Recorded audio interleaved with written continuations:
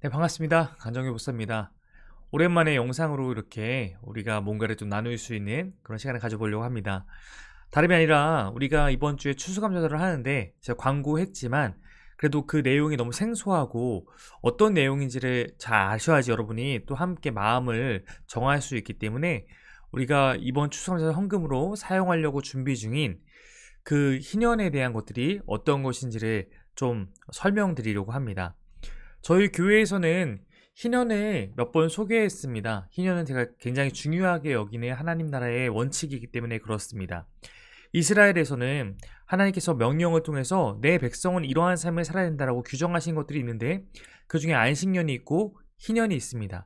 안식년과 희년에 대한 것은 레위기 25장과 신명기 15장에 근거한 건데 한마디로 말해서 마치 이스라엘 백성이 광야에서 하나님이 주시는 그 만나를 먹을 때도 안식일 전날에는 이틀치의 그 만나를 허락하셔서 안식일 날에는 그들이 온전하게 하나님을 예배하며 보냈던 것처럼 안식년도 7년마다 한 번씩은 농사를 좀 쉼을 통해서 땅도 쉬게 하고 사람도 노예로 있더라도 안식년이 되면은 빛을 탕감하고 해방을 시켜준다거나 이런 것들이 이 안식년의 규정이었습니다. 이 안식년 7번 모이면 49년이 되기 때문에 7번의 안식년이 지난 다음에 50년째는 희년으로 지키도록 하나님께서 명령하셨습니다. 하나님께서 한마디로 모든 것을 다 회복시키는 그런 해, 뭐 리셋한다고도 볼 수 있는 그러한 해, 원상복귀가 핵심입니다. 그 중에 가장 중요한 것은 땅에 대한 것이었어요. 왜냐면 당시는 농경사회였으니까 땅이 모든 삶의 가장 중요한 기반이었습니다. 근데 하나님이 땅을 아시겠지만 모든 이스라엘 사람들에게 땅을 나눠주셨어요. 그리고 즉 땅을 통해서 하나님 공급하시는 것을 모두가 누리도록 그렇게 하시는 것이 하나의 법칙이었는데 아시다시피 농경사회 속에서 49년이 지나다 보면 누군가는 그 사이에 더 많은 부를 축적하게 되고 농사를 통해서 누군가는 농사가 망하거나 어려움을 당하면서 빚을 지기도 하고 그러다 보면 자기 땅도 다 잃어버리고 남에게서 노예로 살아가고 있는 그러한 빈부의 격차가 발생할 수 있습니다. 근데 그것을 가만히 내버려두면 영원한 부자, 영원한 가난한 자가 되는 마치 피라미드 사회와 같은 세상이 될 수 있기 때문에 하나님은 내 백성에게 그런 것은 옳지 않다라고 하면서 50년이 지나면 무상으로 땅의 원주인에게 이제 자신의 땅을 돌려주도록 하는 것, 이것이 희년에 대한 것이었습니다. 그래서 이 50년마다 한 번씩 적어도 다시 한번 하나님이 원래 주신 땅을 회복함으로 말미암아 어느 누구도 소망을 잃지 않도록 하는 것이 핵심이었다고 생각하시면 됩니다. 뭐 노예도 해방되니까 완전하게 자유인이 돼서 원래 자신의 땅을 갖고 다시 처음부터 시작할 수 있도록 그렇게 하신 것이죠. 자, 그래서 이 희년 정신이란 것은 결국 뭐냐면 만약 이게 잘 지켜진다면 부익부, 빈익빈, 즉 금수저, 흑수저 이런 논란이 적어도 영구적으로 발생하지는 않는 것입니다. 그를 통해서 어느 누구도 이 땅의 삶이 절망에 깊이 빠지거나 또 나의 어떠한 분에 인해서 내 자손에 대한 또 미안함을 갖거나 혹은 부모의 어떤 걸로 인해서 내가 아무 노동을 하지 않고 그냥 살아가거나 이런 것이 없는 세상을 만드시는 것이 하나님의 뜻이었고 이게 하나님 나라의 중요한 원리 가운데 하나입니다. 근데 문제는 이 희년이 그 이스라엘조차도 하나님의 뜻을 온전하게 지키지 않는 사회였기 때문에 잘 되지 않았어요. 그래서 이거를 하려면 당연히 가난한 자들이 이걸 원하겠지만 기득권자, 부를 가진 자들이 이것에 대해 동참하고 함께하는 마음이 있어야 되는데 이것이 삶에서 쉽지 않은 포기이기 때문에 하나님이 정말 주인의 삶을 살지 않으면 당연히 어렵겠죠. 그래서 하나님은 부자를 구약에 보면은 싫어하셨던 거예요. 왜냐면 부자가 그냥 부를 가지고 있다는 것 자체에 대해서보다는 부자가 부를 움켜쥐고 살아가는 자체가 하나님의 명령을 거부하는 하나님의 주인됨을 거부하는 상태와 같았기 때문에 그렇습니다.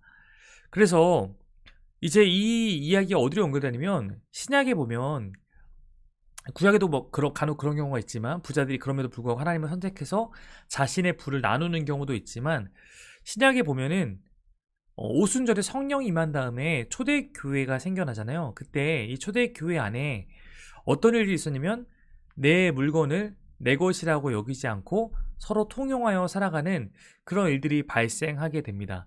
즉 이것은 뭐냐면 저는 희년의 원리가 그 신약 시대에 맞게 그 공동체 안에서 나타났던 것이라고 생각해요. 근데 거기 보면 무슨 내용이냐면 예를 들어 바나바와 같은 사람이 자신의 땅을 팔아서 이제 사도의 발 앞에 두고 그것으로 이제 재분배 그 부가 있는 사람이 내어놓고 없는 사람들은 그 공동체 통해서 그것을 공급받는 그런 것 통해서 초대교회에 있는 누구나 이 빈부의 격차로 만날 수는 있지만 그 안에서 그것을 해소하는 삶을 살아갈 수 있는 그런 하나님 나라의 정의와 사랑이 실천되었던 거죠.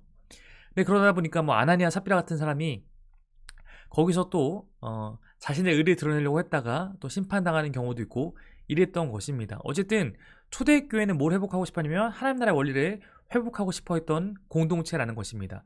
그것이 가능한 것은 철저하게 성령님이 우리 삶의 주인 됐을 때만 가능한 것입니다. 그러면 이거를 오늘날 그 초대교회 시대부터 2000년이 지난 오늘날 우리가 어떻게 할 수 있을까? 우리가 뭐 적극적으로 정말 우리가 있는 모든 소유를 다 교회에 내놓고 함께 재분배를 해서 살아가는 그런 것이 사실 현실적으로 쉽지 않잖아요. 이 시대 자체가. 그러다 보니까 결국은 교회 공동체가 저는 무엇을 위해 힘써야 되냐면 우리 안에 있는 이 가난의 문제, 우리 안에 있는 이런 어려움, 위기의 문제에 대해서 적어도 함께 책임져주는 그런 마음을 갖고 거기에 대한 구체적인 준비를 해나가는 것들이 필요하다고 생각합니다. 우리 아시겠지만 뭐 세모녀 사건 이런 거 있었잖아요.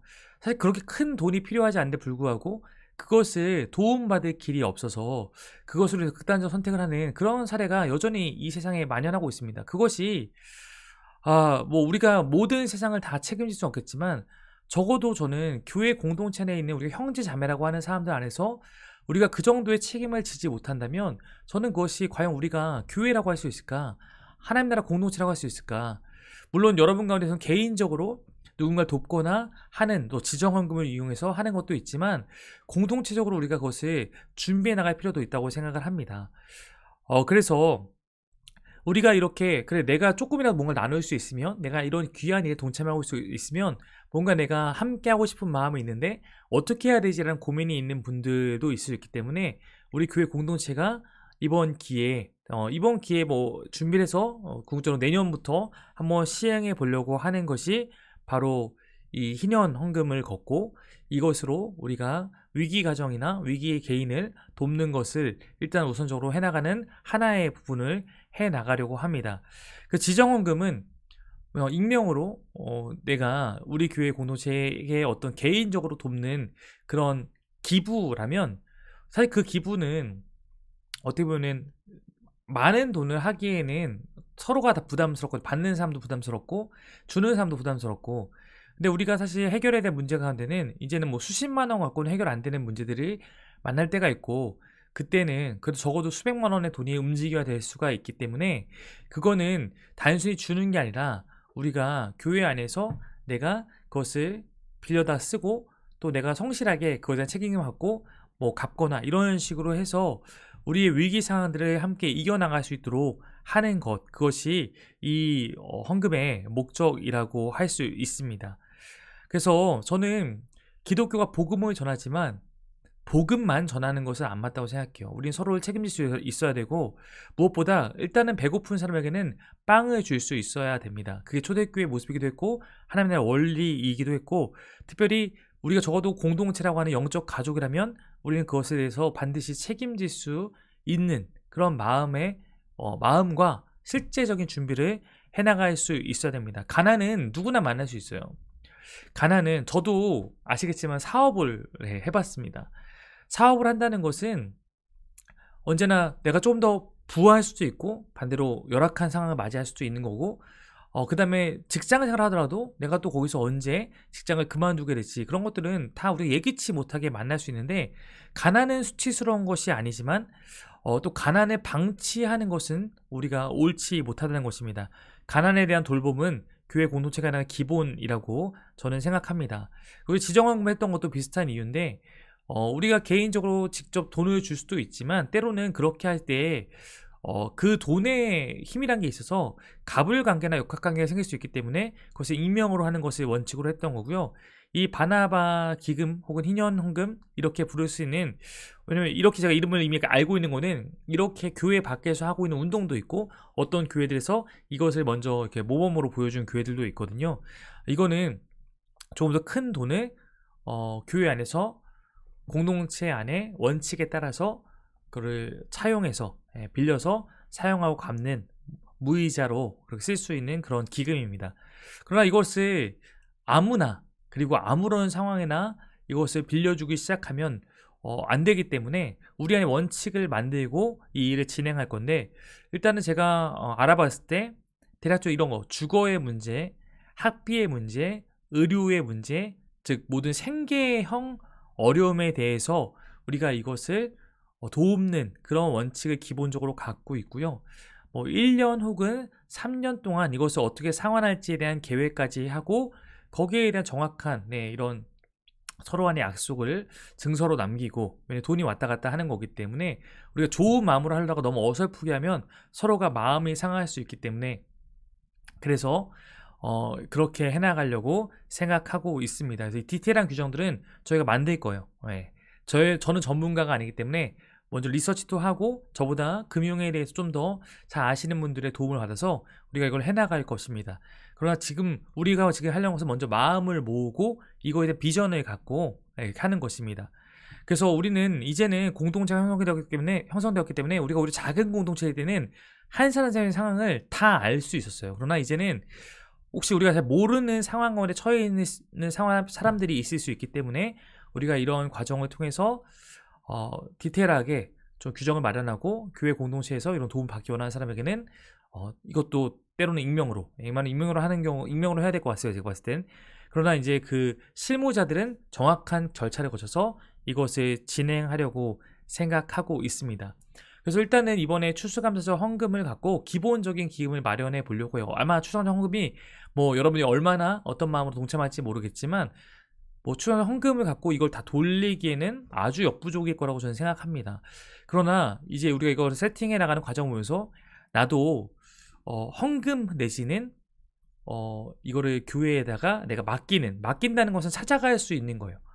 그래서 내가 예를 들어 이럴 수 있죠. 내가 한 2천만 원의 잉여 자금이 있는데 사실 내가 이걸 갖고 은행에 넣어서 이자를 받는 것도 가능하지만 이 일을 의미 있게 쓰고 싶다라고 하면 교회에다가 2천만 원을 맡길 수도 있는 거예요. 그러면 교회가 이것을 잘 자산을 관리하면서 그런 일들을 해나가면서 이 사람이 대신 이거를 내가 2년 후에 찾아가겠다 이렇게 하면 2년 후에 찾아갈 수 있도록 그렇게 하고 그 안에 기금에 조성을 하고 이런 돌리는 과정들을 디테일하게 짜서 해나가려고 하는 것입니다. 대신 이 일은 우리가 선의로 또 하나님 사명 가운데 하는 거기 때문에 무이자로 우리가 교회에다가 그 기금을 기탁하는 그런 형태로 될 것이고, 나는 기부를 하겠다 그러면 그 기부는 말 그대로 이 일에 대해 헌금하는 거기 때문에 헌금은 돌려받지 않는 거. 아까 2천만 원인데 나는 그 중에 예를 들어 500만 원은 헌금을 하고 1,000만 원은 돌려받는 것으로 내가 이 일에 참여하겠다. 그런 식으로 우리가 해나갈 수 있는 길을 마련되기 위한 기초를 이번 추수감사 헌금으로 다지는 것이다. 이렇게 생각하면 되고, 저도 목회하다 보면 성도님들 다 모르겠지만 위기의 이 상황에 놓여있는 가정들의 소식을 듣게 될 때가 있습니다. 제가 개인적으로 돕고 싶은 마음도 있지만 또 제가 돕기도 하지만 아주 작은 부분일 수밖에 없기 때문에 이런 것을 통해서 우리 공동체 안에서 어떻게 보면 하나님 나라를 어떻게 실현할 수 있을까? 맛볼 수 있을까? 여러분, 저는 그런 생각하거든요. 내가 어려울 때 그래도 내가 누군가에게 그 삶을 털어놓을 수 있고 내가 누군가의 도움을 받아야 되는 상황이 있을 때 나를 위해서 달려와 주는 사람이 있고, 내가 이런 어려움이 있을 때 나를 가만히 내버려 두지 않는 도움받을 수 있는 공동체가 있고, 그것이 이 땅을 살아갈 때 우리가 세상과 다른 너무나 큰 위안이고 위로이고 평화일 수 있지 않을까. 그렇다면 그것이 하나님 나라를 그래도 우리가 이 땅에서 조금이나 맛볼 수 있는 것이 아닌가, 그렇게 생각을 해봅니다. 그래서 이 귀한 일에 우리 여러분이 마음을 모아서 함께 참여해 주시면 저희가 그것을 함께 지혜롭게 잘 준비해서 결코 그것이 헛되이 사용되지 않도록 잘 준비해 나가도록 그렇게 하겠습니다. 마지막 말씀드린 것은 바나바와 같은 순전한 마음으로 성령 주시는 마음 가운데 동참하시는 분이 많이 있으면 좋겠고, 혹시 내가 아나니아와 삽비라 같은 마음일 것 같으면 안 하셔도 괜찮고 뭐 작게 하셔도 괜찮습니다. 그냥 추수감사절의 원래 목적은 1년 동안 나에게 그 땅, 아까 이사벨 분배도 그 땅을 통해서 나에게 채워주셨던 그 하나님의 은혜를 기억하며, 주님, 내가 주님의 뜻대로 살아가고 있으니 감사합니다 라고 하는 감사의 마음으로 했던 거니까, 그 마음 담아서 하나님께 진실하고 기쁜 마음으로 함께 헌금에 동참하시면 우리가 그것을 의미 있게 만들어 가도록 그렇게 하겠습니다. 네, 여러분과 함께함이 저에게 늘 가장 큰 기쁨입니다. 우리 함께 기쁨으로 같이 나아가기를 소망합니다. 감사합니다.